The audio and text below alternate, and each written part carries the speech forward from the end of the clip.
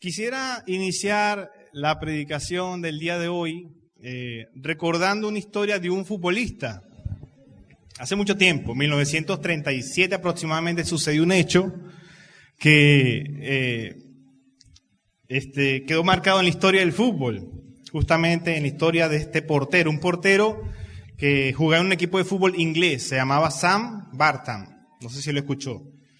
Fue un portero que junto a su equipo se enfrentó a un equipo rival allá en Inglaterra, y justamente era época de invierno, más o menos para que entiendan un poco el contexto de lo que estaba pasando. Era una época de invierno, la visibilidad era poca, la neblina había bajado, el campo de juego estaba totalmente arropado por la neblina, escasos 10 metros era lo que se podía ver.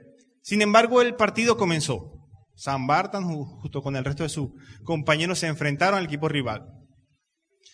El primer tiempo concurrió, lo jugaron, poca visibilidad, pero se jugó. El partido al medio tiempo se fue 1-1. Sam Barton luego lo entrevista y él dice, la visibilidad era tan poca que solamente podía saber que el equipo rival atacaba cuando veía que los defensas se replegaban. Ahí me ponía más alerta de lo que estaba. Y tenía que estar alerta porque cualquier balonazo que venía me podía sorprender. Y Sam estaba atento. A pesar de que no veía nada, estaba atento.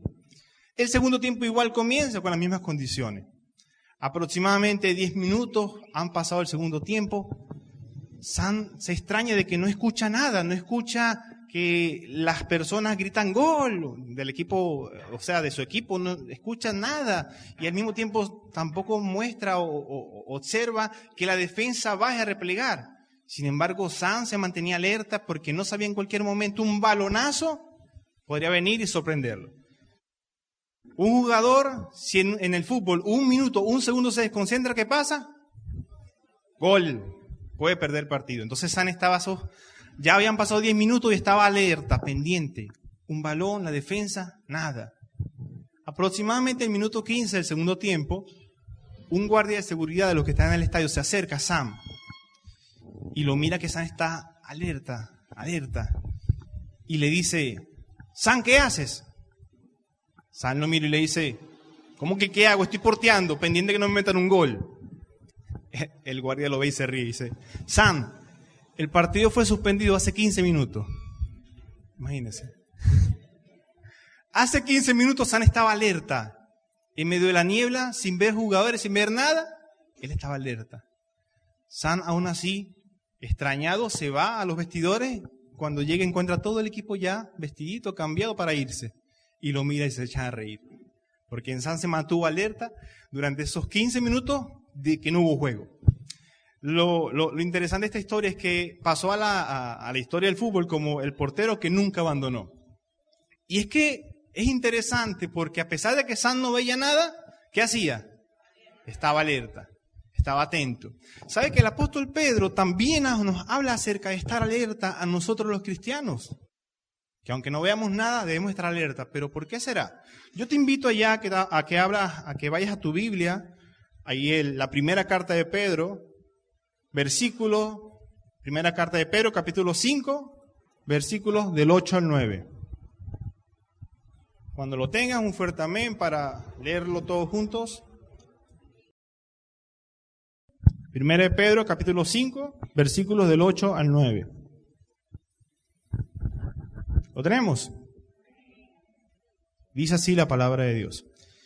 Sed sobrios y velad, porque vuestro adversario el diablo, como león rugiente, anda alrededor buscando a quien devorar, al cual resistid firmes en la fe, sabiendo que los mismos padecimientos se van cumpliendo en vuestros hermanos en todo el mundo. La primera carta de Pedro fue aproximadamente escrita en el 64 después de Cristo, un poco de historia para que recordemos, para que podamos entrar con base firme. Fue aproximadamente escrita cuando el emperador Nerón era el emperador de Roma en ese momento. Se dice que este emperador Nerón le encantaba construir, pero ¿qué pasa? Roma ya estaba construida. Entonces este emperador inició un fuego, un incendio que consumió gran parte de Roma. Obviamente al pueblo no le gustó que le quemaran sus casas, pero para este Nerón poder fijar los ojos de la gente hacia otro punto, dijo, fueron los cristianos. Y de ahí se desató una de las primeras persecuciones para los cristianos, muy, muy difícil, muy dura. Era tanto el punto que los cristianos eran embadurnados en brea, colocados en las esquinas y los encendía como lámparas. Imagínense lo terrible que era esta situación. Y Pedro, cuando les escribe esta primera carta, ahí cuando revisamos el primer capítulo, él escribe a algunos cristianos que están dispersos en Ponto, Galacia, Capadocia, Asia y Bitinia. Así él coloca para mis hermanos y le coloca a ellos.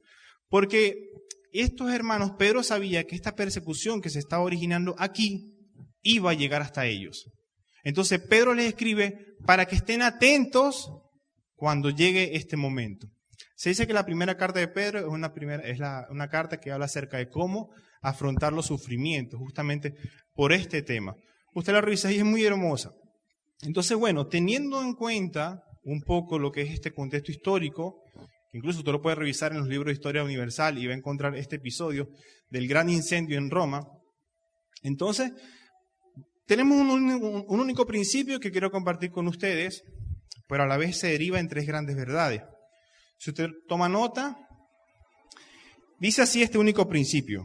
Los creyentes debemos estar alerta y no ignorar las maquinaciones de Satanás. Los creyentes debemos estar alerta y no ignorar las maquinaciones de Satanás. Vamos al versículo 8 que dice, la primera parte, sed sobrios y velad. Al principio vemos que hay una orden específica para los creyentes, para nosotros. ¿Cuál es la orden? Ser sobrios y velar. Esta palabra sobrio, creo que no hay que explicarla mucho, sin embargo, es el opuesto de estar ebrios. Una persona ebria es una persona... ¿Cómo es una persona ebria? ¿Cómo es? Usted lo ve tambaleando, no está en su juicio. Una persona ebria es una persona que no está viendo las cosas claramente. No puede hacer un juicio claro porque no está viendo bien. Se encuentra fuera de sí. Entonces, la primera parte a la que Pedro quiere llamar a los cristianos es estar sobrio. Pero no simplemente un hecho de ser sobrio de no consumir alcohol. Que bueno, creo que es de más decir que no deberíamos los creyentes tomar alcohol. Incluso cuando revisamos la carta de Pedro, ahí en el capítulo 2, le dice que más bien absténgase de algunas cosas. Pero en este contexto no está hablando acerca de que no tomen. Sin embargo, sino más bien le está diciendo a que mantengan esa actitud de tener todos sus sentidos abiertos, de estar con una conciencia que puedan juzgar justamente, de tener claridad en lo que les dice. Entonces, ese es el primer mandato de Pedro para nosotros. Estar sobrios, estar atentos, que nuestra realidad no esté afectada por esta situación. Ahora, ahorita vamos a ver cuál es esa situación de estar ebrios, por así decirlo. Y la segunda palabra que dice, ¿cuál es? Velad. Es prácticamente la actitud de estar velando. Uno sabe, por lo menos, vamos a hacer una ilustración rápida, un guardia de seguridad de un centro comercial, de una urbanización, uno espera que se quede toda la noche. ¿Qué es eso? Estar despierto, atento. Entonces, justamente estas dos palabras van en sintonía. Tener claridad en la forma en que juzgar y estar despierto. Vamos a hacer una ilustración más completa. ¿Qué pasaría si una persona ebria, o también una persona que ha consumido sustancias alucinógenas, qué pasaría si esta persona, estando despierta, maneja un vehículo? ¿Qué usted cree que pueda pasar? Puede tener un accidente. Una persona ebria, despierta, manejando, puede tener un accidente. Ahora, ¿qué pasaría con una persona que no está ebria, que está en todos sus sentidos, pero que manejando se queda dormido? También tiene un accidente. Entonces, para que lo veamos, estemos atentos, con nuestros sentidos abiertos, y al mismo tiempo estemos despiertos. Entonces, justamente, esta es la figura a la que el apóstol Pedro está llamándonos a nosotros los cristianos para evitar, más adelante les voy a explicar qué. Ok. Pero ¿cómo podemos decir nosotros los cristianos, ok, ya sabemos esto, pero cómo podemos traducirlo en una forma práctica? Es decir, ¿cómo podemos decir que yo estoy en alerta? ¿Cómo un cristiano puede decir, hermano, yo estoy en alerta? Bueno, aquí vamos a las tres verdades que les comenté. Son tres verdades. Recordando nuestra naturaleza pecaminosa y la necesidad que tenemos de Dios, La segunda, no ignorando los planes de Satanás para hacernos caer. Y la tercera, prepararnos para poder resistir afirmados en nuestra fe. Entonces, esas tres verdades resumidas nos dicen, si un creyente cumple con esas tres verdades, ese creyente está alerta, está velando y está sobrio. Vamos a la primera verdad. Debemos recordar nuestra naturaleza pecaminosa y la necesidad que tenemos de Dios. Los creyentes, aunque espiritualmente hemos sido renacidos, aunque espiritualmente nuestros ojos han sido abiertos para ver la verdad, aún nuestros cuerpos batallan contra luchas, contra dificultades, contra tentaciones. Ahí el director decía que cada uno tiene una lucha distinta, pero todos batallamos con una lucha. Entonces, primero recordar eso, que aunque hemos sido renacidos, aún nuestros cuerpos mortales siguen batallando. Seguimos este cuerpo siendo afectado por la tentación, por los deseos de la carne, por el deseo de hacer el mal, lo que es la concupiscencia. Este cuerpo sigue afectado. Por eso Pedro les escribe, allá en el capítulo 2, versículo 11, la segunda parte, os ruego que os abstengáis de los deseos carnales que combaten contra el alma. Ahí vemos que Pedro ya viene colocando la idea. Absténgase de los deseos de la carne, absténgase de esos deseos porque combaten o batallan contra el espíritu. También Pablo, para que veamos la importancia de esto, que desde varios puntos de vista de la Biblia, nuestros hermanos nos hablan acerca de estar atentos a este punto. Pablo también enseña en cuanto a la lucha entre la carne y el espíritu. Dice, allá en Romanos 7:17, de manera que ya no soy yo quien hace aquello, es decir, el que peca, sino el pecado que mora en mí. Pablo está refiriéndose que hay una lucha en su ser de querer hacer lo bueno, pero la carne que está en él constantemente lo lleva a hacer lo malo. Entonces aquí vemos que Pablo también lo piensa. Y no solamente Pablo, Santiago también nos habla, dice, sino que cada uno es tentado cuando de su propia concupiscencia es atraído y seducido. Hay un deseo constante en nuestra carne en querer pecar, en querer hacer lo malo, en querer hacer lo que a Dios no le agrada. Tal es el punto que el mismo Jesús también nos habla acerca de esto. Allá en Mateo 26:41 le dice a los discípulos, entre ellos Pedro, el autor de esta carta, velad y orad para que no entréis en tentación. El espíritu a la verdad está dispuesto, pero la carne es débil. Otra vez Jesús les muestra la real situación en la que estamos los creyentes. Hay un deseo de hacer lo bueno, que es el Espíritu Santo que nos lleva, pero también un deseo de hacer lo malo, la concupiscencia que es nosotros, que nos lleva a pecar. Entonces, aquí podemos ver, mis hermanos, que hay una situación real en el cristiano. Hemos sido renacidos, pero seguimos luchando contra el pecado que hay en nosotros. La segunda verdad, que tampoco podemos pasar por alto, es que por medio del Espíritu Santo es que nosotros podemos resistir las propias fuerzas, podemos resistir la batalla. Por medio del Espíritu Santo es que los cristianos pueden resistir la batalla y no en nuestras propias fuerzas. Es lo que veníamos cantando esta canción. En tus fuerzas quiero seguir. Dame confianza en ti. Hablando acerca de Jesús. En Jesús, en Dios es que está nuestra fuerza para poder hacerlo. No en nuestras propias fuerzas. No en que usted puede, yo puedo, no. Lo que el mundo te vende, tú puedes hacerlo. No, hermano. En la fuerza del Señor Jesús, que realmente nosotros podemos decir, no. Solamente en Jesús, solamente en Él. Cuando el creyente es convencido, ¿quién genera esa convicción en el creyente?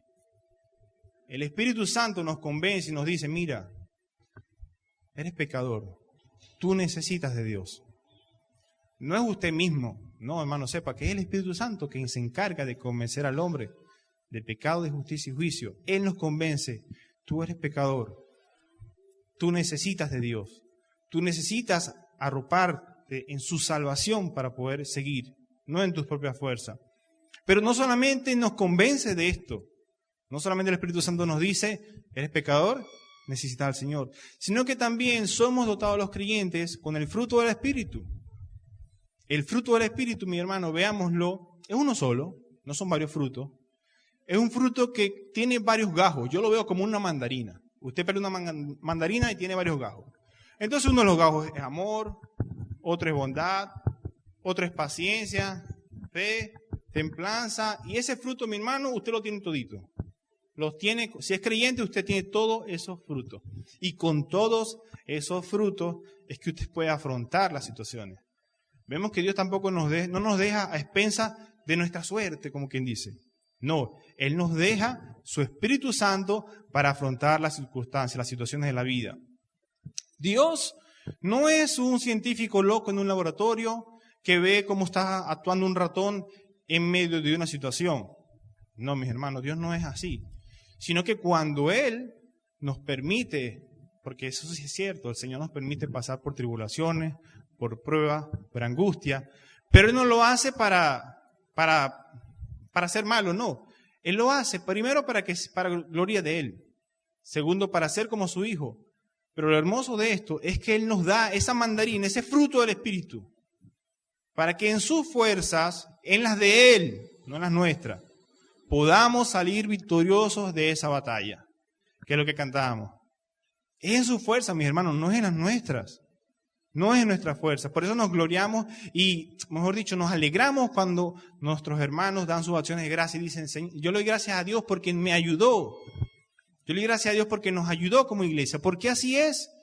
Es Dios por medio de su Espíritu Santo quien ayuda a los creyentes. ¿Sabe que? No sé si usted ha visto la película Todopoderoso 2. No sé si la ha visto en algún momento. Bueno, esa película, la primera es con Jim Carrey, que es el protagonista, la segunda es otro personaje. Pero lo gracioso o más interesante de esta película, yo una vez la vi, no era tan digamos, maduro en lo feo, tenía tanto conocimiento. Y la teología de esta película, yo dije, oye, es bien. Pero cuando la revisé más profundamente me di cuenta que está totalmente mal. En una parte, el actor que hace de Dios, él le dice a la esposa del personaje principal que estaba prácticamente dejándolo, él le dice, ¿tú crees que si tú pasas por una situación difícil, Dios te va a dar más amor? No, Él te va a dar la situación para que tú demuestres amor. Si tú crees que tienes que perdonar algo, Dios te va a dar perdón. No, Él te da la situación para que tú demuestres perdón. Nada más alejado de la realidad, de la verdad bíblica. Sí, Él te da la situación, pero te da el Espíritu Santo y el perdón para poder hacerlo.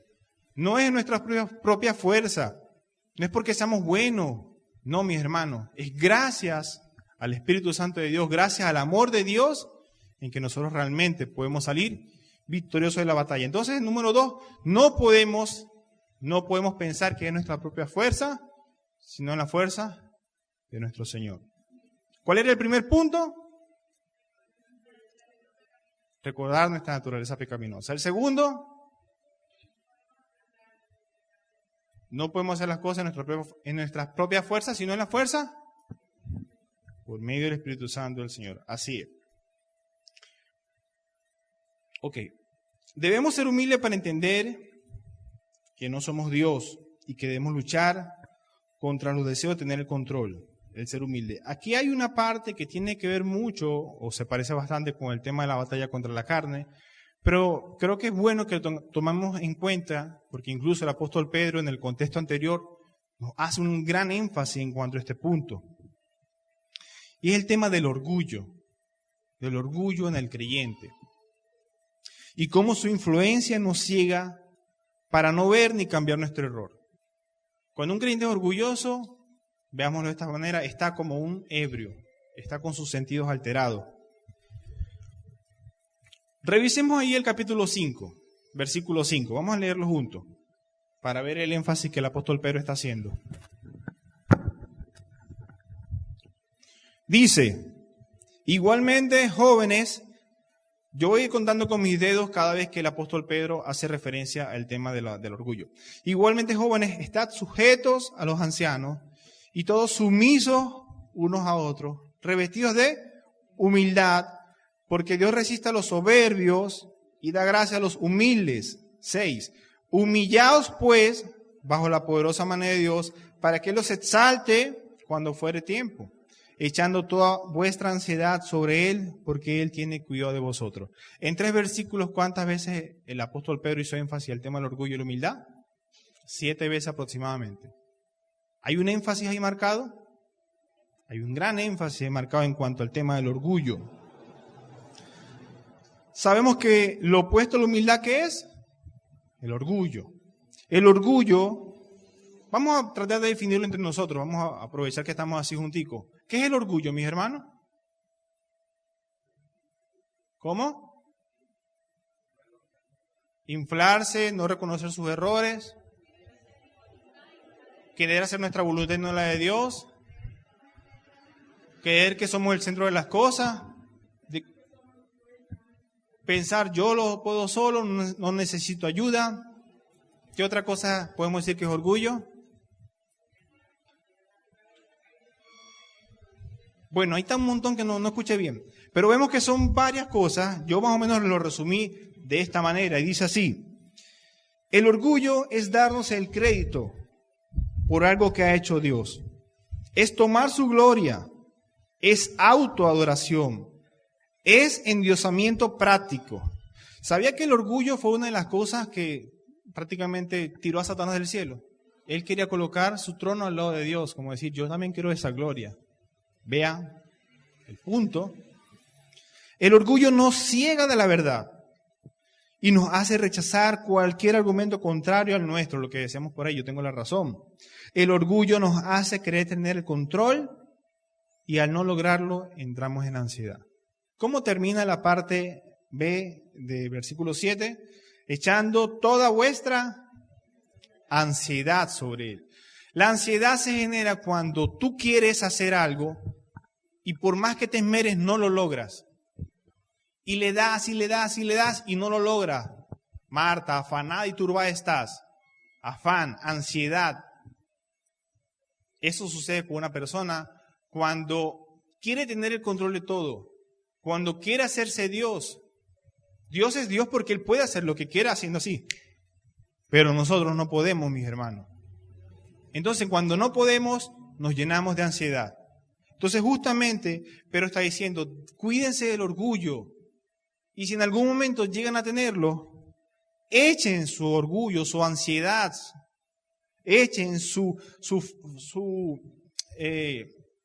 afán delante de Dios. ¿Por qué? ¿Qué dice al final? Hermano, Dios tiene el control de todas las cosas. Él cuida de nosotros. Cuando nosotros comprendemos realmente eso, soltamos el orgullo, soltamos el querer tener el control y decimos, Señor, haz tú según tu voluntad. Eso es lo que el Señor quiere lograr en nuestras vidas. Podamos confiar 100% en Él. Es por eso que Pedro habla de revestirnos de humildad y de colocar nuestra ansiedad sobre Dios porque Él cuida de nosotros.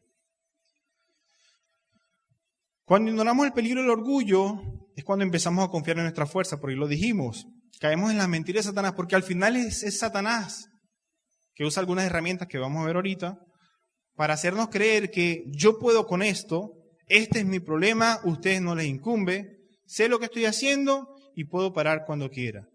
Dejamos de ver la vida con sobriedad e ignoramos que hay un enemigo maquinando en nuestra contra y que en nuestras propias fuerzas no podemos vencerlo. Toda cosa, todo pensamiento que nos lleve a actuar, a pensar, a hablar sin tomar en cuenta a Dios, mi hermano, es una muestra que estamos siendo engañados y que estamos cayendo en los planes de Satanás. Tengamos en cuenta eso. Ok. La segunda manera en que nosotros podemos demostrar estar alerta es no debemos ignorar el plan de Satanás para hacernos caer. No debemos ignorar el plan de Satanás para hacernos caer. Dijimos que eran 3 principios, este es el segundo. No debemos ignorar el plan de Satanás para hacernos caer. Los creyentes debemos conocer cómo opera Satanás. Debemos conocer al adversario. Usted le pregunta a un entrenador de un equipo de fútbol, de béisbol, lo que sea, y ¿qué te va a decir? Estudio a mi contrincante. Sé por dónde ataca, sé por dónde tengo que defenderme. Entonces hagamos eso. Versículo 8, parte B. Porque nuestro adversario, el diablo, ¿cómo anda? Como león rugiente, anda alrededor buscando a quién devorar. Pedro enseña que Satanás anda como león rugiente, no que es un león, sino que anda como un león rugiente. Y esto es una figura que se llama símil, se reconoce como símil, y se usa para comparar entre una cosa y otra. Pero lo usa para comparar la actitud de Satanás con la actitud de un león que está buscando qué devorar. Y es como el símil que usa allá Mateo cuando habla acerca del Espíritu Santo, que dice que descendió como paloma. No es que es una paloma, sino que descendió en la misma forma en que una paloma desciende. Entonces, para que veamos cómo se usa este símil. Ahora, si usted ha tenido la oportunidad, vamos a preguntar, de ir en un tour por África para ver un león devorando a una presa, yo todavía no. Pero lo he visto en Discovery Animal Planet. ¿Cómo es que se llama? Discovery Channel y Animal Planet. Lo he visto por ahí, pues. Y hay muchos documentales de cómo los felinos, como los leones y otros, usan tácticas para devorar a su presa. Entonces, este tipo de animales, como los felinos, usa una técnica que se llama acecho. ¿Quiénes pudieron ver el flyer de este sermón? Ajá. ¿Quién muestra el flyer? A ver si alguno me ayuda. ¿Qué se ve en ese flyer? ¿Qué se ve? ¿Ah? Un león como escondido, ¿verdad? Interesante, porque cuando el león quiere mostrar su dominio frente a otro león, se muestra lo más grande y poderoso. Pero cuando un león quiere cazar, se hace lo más pequeño y sigiloso. Interesante, ¿no? Y es que estos animales son muy astutos.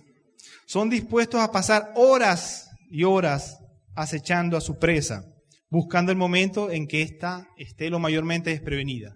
Cuando la presa está confiada de que no pasa nada, ¿qué hace el león? Se abalanza. ¿Sabe otro aspecto interesante que descubrí viendo Animal Planet Channel? Es que normalmente quienes atacan o quienes cazan son las leonas. Por lo general los leones no atacan o no hacen eso. Pero cuando lo hacen, mis hermanos, vean lo astutos que son estos animales. Bueno, Dios los creó de esa forma, ¿no? Con esa astucia. Pero veamos cómo son. Cuando un león caza, él escoge aún con más astucia a su presa. La estudia para ver si está enferma. La estudia para ver si es enferma o es digamos, una presa anciana, pues. Revisa e intenta separarla del rebaño. Normalmente usted ve las cebras todas andan juntas, pero cuando una cebra se va yendo, una de estos animalitos, se va alejando, él dice, ahí está la presa. También lo hace si son animales jóvenes o inexpertos. Esa es la presa. Y el león, con sigilo, le monta cacería. Y ahí está. Ok, entonces, un primer elemento, o el que más énfasis hace Pedro, es que Satanás usa el acecho. Satanás usa el acecho para atacar. Él no come presa, liebres, él come, o mejor dicho, su presa somos los creyentes. Satanás siempre está al acecho esperando el mejor momento para atacar, recordemos eso. Las presas nunca se enteran de que han sido acechadas, sino cuando el león inicia la persecución. De igual manera, él opera aún en la actualidad, acechando a los creyentes y esperando el mejor momento, el perfecto para atacar. ¿Cuál sería ese perfecto momento para que Satanás ataque? Yo le voy a mencionar algunos y usted me dice si se siente identificado en algún momento de su vida. Satanás espera que los creyentes estén teniendo todo bajo control. Todo está bien, todo está fino. En victoria, varón, dirán algunos por ahí. Ahí divisa la presa. Cuando hemos descuidado nuestra vida de oración y comunión con Dios, ¿qué pasa con un creyente cuando abandona la vida de oración? ¿Qué pasa con su vida espiritual? Vamos poco a poco enfermándonos, podemos decirlo así, como esos animales. Nos debilitamos, nos enfermamos. Satanás con el ojo. Cuando hemos abandonado la vida en comunión con otros creyentes y nos hemos separado del rebaño. Pasa un domingo, no me congrego. Pasa otro domingo, no me congrego. A los primeros principios, los que estamos allí, perdí una clase, perdí otra. La primera etapa del currículum también. Los devocionales, que son herramientas, no los leo. Los clamores, hay clamores, no me acerco. Y poco a poco, ni siquiera rendimos cuenta. Hermano, mira, este fin de semana voy a hacer una diligencia a tal sitio. Oye, ¿por qué? Porque los pastores cuidan de nosotros. Nada, totalmente separado del rebaño. ¿Qué hace Satanás? Fija su objetivo. También lo hace cuando estamos dando nuestros primeros pasos en la fe. Que estamos allí recién convertidos, que estamos allí en el tiempo del primer amor, que tenemos muchas ganas, pero obviamente falta conocimiento, obviamente, para poder afrontar la vida cristiana. Ahí Satanás también muestra su mirada. Y cuando menos lo esperemos, él está allí al acecho e inicia la persecución. Además del acecho, ¿qué otra herramienta usa Satanás? Vamos a ver. Él es el padre de mentira y usará la mentira y todas las herramientas siempre que pueda para buscar la destrucción del cristiano. Jesús, hablándole a los fariseos, allí en el capítulo 8, 44, les decía: vosotros sois hijos de vuestro padre el diablo, y los deseos de vuestro padre queréis hacer. Satanás ha sido homicida desde el principio. No ha permanecido en la verdad, porque no hay verdad en él. Cuando habla mentira, de lo suyo habla. Es mentiroso y padre de mentira. 5 énfasis en contra de la mentira de Satanás. Otro énfasis que hace la palabra de Dios para cuidarnos de un elemento en cómo Satanás ataca. La mentira, el engaño, la confusión. Que a lo bueno le digan malo y a lo malo le digan bueno. Actualmente lo vemos en la sociedad actual que está prácticamente a expensas de Satanás y que dice, no, que el matrimonio entre 2 hombres es bueno. Los derechos humanos que al final lo que hacen es como que llevar más a la gente a separarse de Dios. Ya el matrimonio incluso lo ven como algo malo. Todas las cosas, las mentiras que Satanás ha introducido en este mundo y que ha confundido, ha generado engaño. Lo que busca Satanás es confundir y matar. Es lo que dice Jesús, que él es asesino desde el principio. Es decir, ¿cómo es eso de matar? Más que quizás la muerte física, él busca la muerte espiritual. En los que están en el mundo, mantenerlos allí, muertos espiritualmente. Y nosotros, los creyentes, los que hemos creído, apartarnos, debilitarnos, enfriarnos. Porque un creyente enfermo, un creyente débil, es un creyente que no vive en santidad, es un creyente que no avanza en su madurez, es un creyente que no da testimonio de Cristo, es un creyente que no predica el Evangelio. Y él quiere eso, mis hermanos. Él no quiere que el Evangelio se siga esparciendo. ¿Por qué? Cuando se esparce la semilla, los que están muertos, entonces mire lo que hace Satanás. Algunos ejemplos y cómo en lo largo de la Biblia Satanás ha trabajado para esto.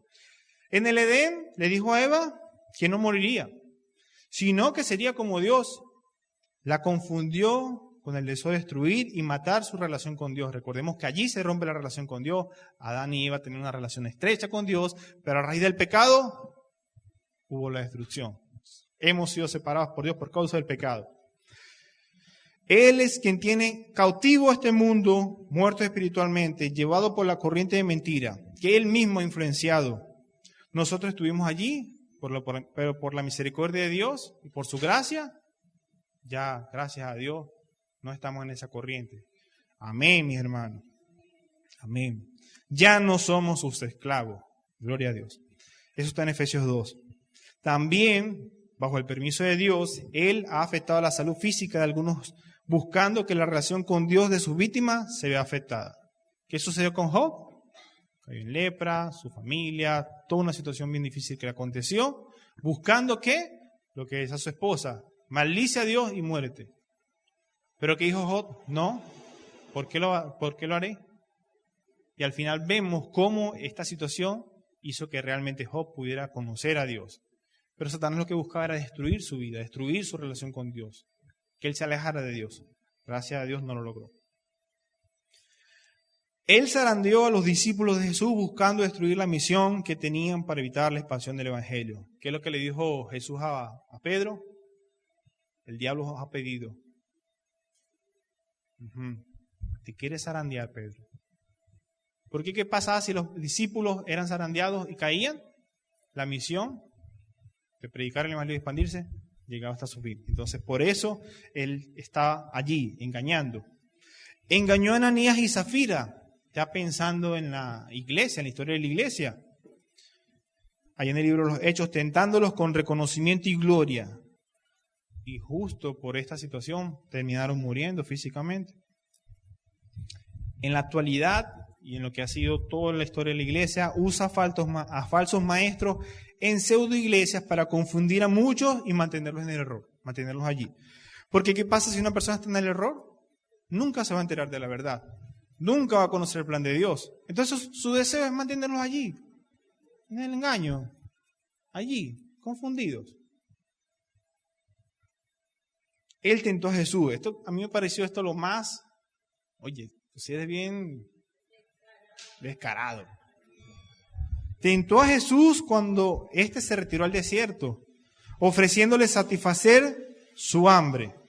Es decir, toma Jesús, cómete este pan. Nosotros los cristianos conocemos, satisface el deseo de tu carne.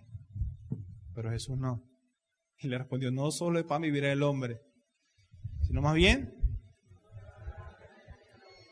veamos cómo Jesús, usando la palabra, firme en la fe, ya lo vamos a ver, se defendió.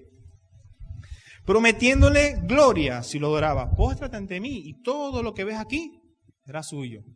Jesús, no necesitas pasar por esa cruz y sufrir martirio. ¿Para qué? Yo te doy gloria. Lo descarado de Satanás. El engaño de Satanás. Y por último, más descarado aún, intentar confundirlo usando mal o incorrectamente la palabra de Dios. No, lánzate. Él dice que sus ángeles enviará y te guardará. ¿Cómo le respondió Jesús? No tentarás al Señor tu Dios. Entonces vemos cómo Satanás constantemente, aun con el descaro en tentar a Jesús, lo hace. Y no le llama la atención que a pesar de las generaciones, Satanás sigue usando las mismas tácticas. Sigue usando la mentira, el engaño.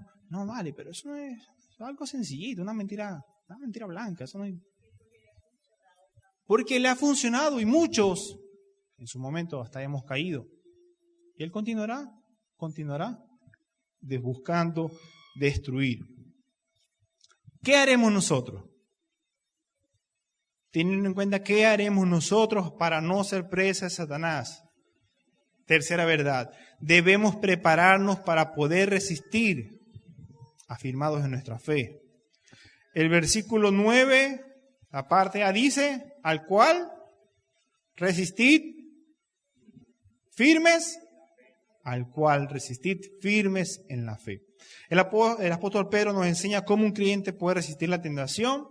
El creyente debe confiar en su fe y no en su propia fuerza. Ya esto lo vimos más anteriormente.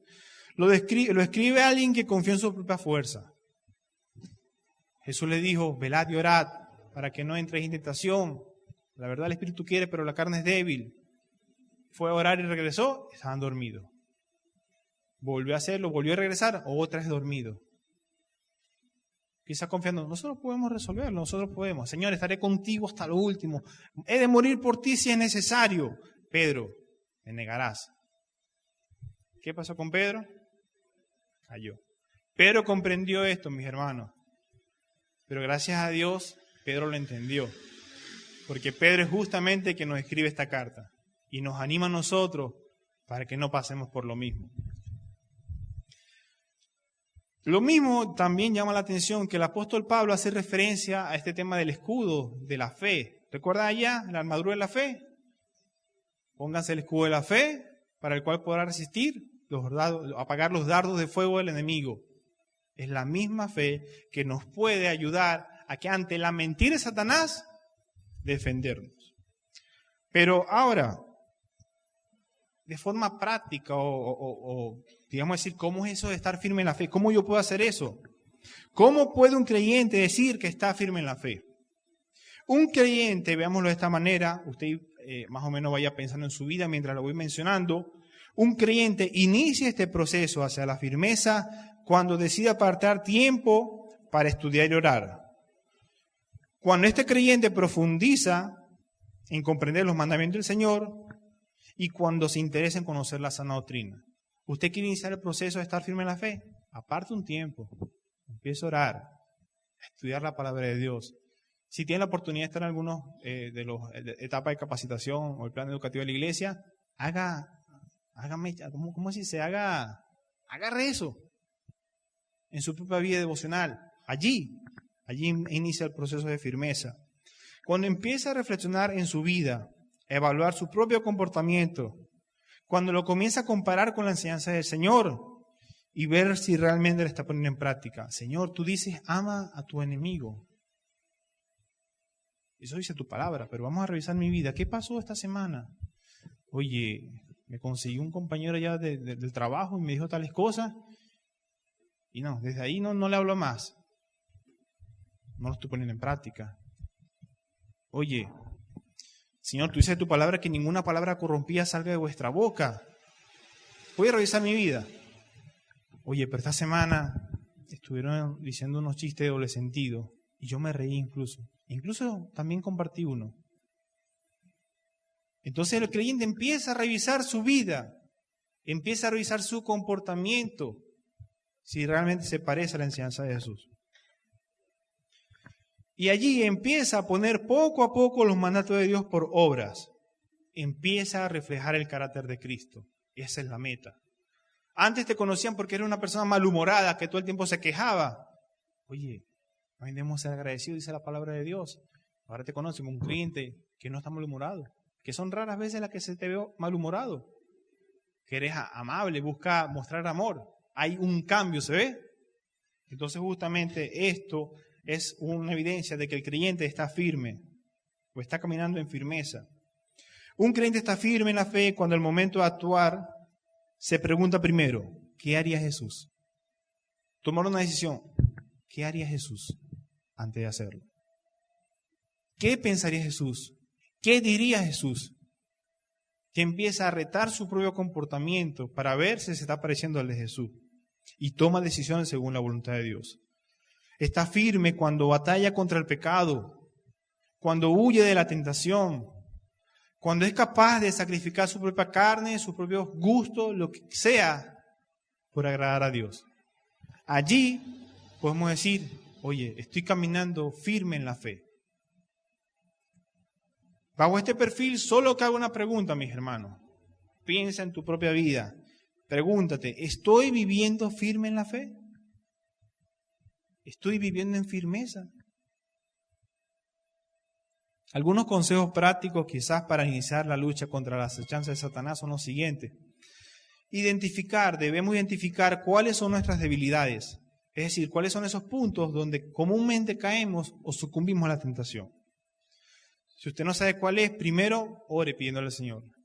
Señor, examina mis íntimos pensamientos. Señor, vese de mí camino de oscuridad. Si tengo algún pecado oculto, ayúdame, Señor, a verlo. Por allí comenzamos. Segundo, debemos ser humildes para buscar orientación o para aceptar la guía de un hermano maduro que ha observado fallas en nuestro carácter. Algún hermano nos acerca, oye hermano, mira, un ejemplo, esa vestimenta no es adecuada, hermano. Oye hermano, mira, está pendiente, he notado ciertas cosas de ti que no están bien, hermano. Y en vez de responder, no, está bien, evaluar, oye, ¿será que el hermano de verdad?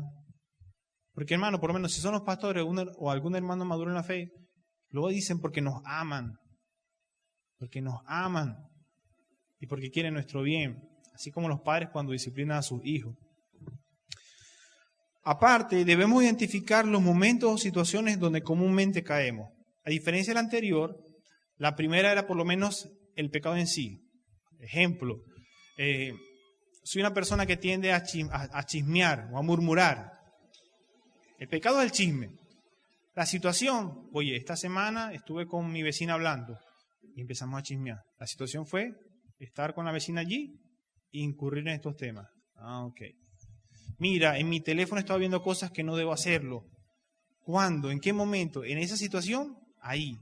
Ese es el momento o situación donde comúnmente caemos. Tercero, debemos establecer un plan de acción para prepararnos en esa área débil. Preferible, lo puedes hacer solo, pero preferiblemente con la ayuda de un hermano anciano o maduro que te ayude a través de la luz de la palabra de Dios, tocar el tema específico. Por lo menos, si tienes problemas con que eres impulsivo para hablar, o eres iracundo, o te gusta murmurar, revisemos en la Biblia qué habla acerca de eso. Guarda vuestra lengua del engaño, guardad vuestra lengua porque puede producir fuego. Y Señor, tú nos llamas entonces a actuar específicamente con la lengua de esta manera. Entonces nosotros empezamos a saturar de la palabra de Dios en cuanto a esa área específica donde comúnmente fallamos. Y además de conocer, empezar a definir tareas específicas. Si yo sé por lo menos la ilustración anterior, que con mi vecina tendía a chismear, hermano, búscate otra vecina. O cuando estés con la vecina, predica el evangelio, impulsa tú más bien un tema sano. Va a hacer dos cosas, o la vecina va a dejar de acercarse a ti, o la vecina va a escuchar el evangelio. Amén. Pero no debemos seguir incurriendo en la misma falla, en la misma práctica, en el mismo pecado. Y patinamos, y pasan los años y patinamos. Ya basta, hermanos, ya basta. 4, debemos permanecer en comunión con Dios y pedirle que nos ayude a permanecer firmes. Orar. Antes, durante, después, una vida constante de oración, mis hermanos, porque solo no podemos. Y la oración es eso, Señor. La oración al final decimos, Señor, yo dependo de ti, por eso te pido. Porque ya tú lo sabes todo, pero me acerco a ti para que tú me ayudes en tu fuerza a poder soportar tal tentación. Eso es la oración. También debemos recordar que no es solo nuestra lucha, sino que hay otros hermanos que también están luchando, mis hermanos. Mira a su alrededor, mira hacia alrededor, mira hacia atrás, mira hacia adelante, mira hacia el costado. Todas esas caras, todos esos hermanos también batallan con algo. También tienen una lucha. No estamos solos, mis hermanos. No estamos solos. Allí, en comunión, en confianza, con mucha madurez, busquemos a esos hermanos para que nos ayuden. Nos ayudemos juntamente. Hermano, ora por mí. Oye, hermano, te voy a confesar que tengo debilidad con esta situación, hermano. Ora por mí, hermano, no sé qué hacer. Con mucha madurez. Pero con esa confianza de que oremos los unos por los otros. No estamos solos, mis hermanos. Dios ha permitido su iglesia, ha permitido a los pastores, al liderazgo, para que juntos podamos avanzar. Si una parte de la iglesia, si un hermano, 2, 3, se duelen, la iglesia se duele. Si 1, 2, 3, 4 hermanos batallan contra el pecado, batallan contra mantener esta situación de estar ahí en la tentación, toda la iglesia avanza. Si todos caemos, toda la iglesia cae. Si todos nos levantamos, el Señor en su fuerza también nos levanta. Por eso debemos estar firmes en la fe. Como última observación, mis hermanos, aquí hay que hacer un énfasis claro. Debe haber un equilibrio en la forma en que comprendemos este tema. El tema de que Satanás está al acecho.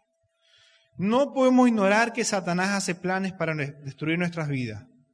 Porque cuando eso pase, nos vamos a confiar. ¿Y qué va a pasar? Que vamos a caer. Pero tampoco podemos irnos al extremo de culpar a Satanás por todo. Será culpa del diablo, la culpa del diablo, la culpa del diablo. Y la responsabilidad del creyente debe haber un equilibrio en saber que sí, Satanás hace planes, pero al final nosotros, guiados por el Espíritu Santo, deberíamos tomar las decisiones para no pecar. ¿Qué les parece? Pónganse de pie, vamos a orar para que el Señor nos ayude nuevamente en este tema de estar alertas, firmes, porque Satanás está al acecho. Padre, muchísimas gracias por tu palabra. Gracias, Señor, porque sin duda alguna tú estás atento a que tu iglesia pueda caminar en santidad, que tu iglesia pueda caminar en lucha constante contra el pecado, que tu iglesia cada día pueda crecer y parecerse más a tu Hijo Jesús, Señor. Muchísimas gracias por tu palabra, porque nuevamente nos reta, Señor, a recordar nuestra naturaleza y de que aunque hemos sido renacidos, aún así debemos, este cuerpo constantemente quiere hacer lo malo. Necesitamos de ti, Señor. Ayúdanos a recordar, Señor, que no debemos ignorar que sí, Satanás planea nuestra caída. Y su meta es destruir nuestra relación contigo, nuestra vida contigo, Señor. Guárdanos, Señor. Señor, y ayúdanos a resistir, prepararnos para poder resistir, Señor. Así como en la guerra se preparan para antes del combate, ayúdanos también, Señor. Si hay alguna área de debilidad en nuestras vidas, Señor, ayúdanos a trabajar en esa área. Si hay algún área donde comúnmente caemos, Señor, una situación donde comúnmente resbalamos, ayúdanos, Señor, a fortalecer esa área para estar firme en la fe, Señor. Gracias por tu iglesia, Señor, gracias por los ancianos, gracias por cada hermano maduro que nos da un consejo, una orientación, que nos da muchas veces también, nos disciplina, Señor, gracias, porque es una muestra tuya de amor que nos dice que yo estoy trabajando en ustedes, quiero hacerlos santos, quiero que se parezcan a mi Hijo Jesús. Ayúdanos, Señor, a permanecer firmes, a que esta enseñanza no pase, Señor, sino más bien quede en nuestro corazón y que dé fruto, Señor, en nuestras vidas, Padre. Muchísimas gracias, Señor, porque hoy podemos decir que lo que hemos logrado, las batallas que hemos ganado, han sido gracias a tu amor, a tu poder, a tu fuerza, a tu Espíritu Santo, ese fruto que nos ayuda a permanecer, Señor. Muchísimas gracias, porque sin ti no pudiera ser posible, Señor. Rogamos para que tú nos sigas ayudando, Señor, como lo has hecho hasta el día de hoy, y continuar así nuestras vidas, hasta que Cristo llegue, Señor, hasta que partamos contigo, pero hacerlo, Señor, con un deseo de agradarte a ti, Padre. Muchísimas gracias por tu palabra y muchísimas gracias por lo que sigues haciendo en nuestra iglesia. En el nombre de Jesús oramos. Amén. Brinden un fuerte aplauso al Señor.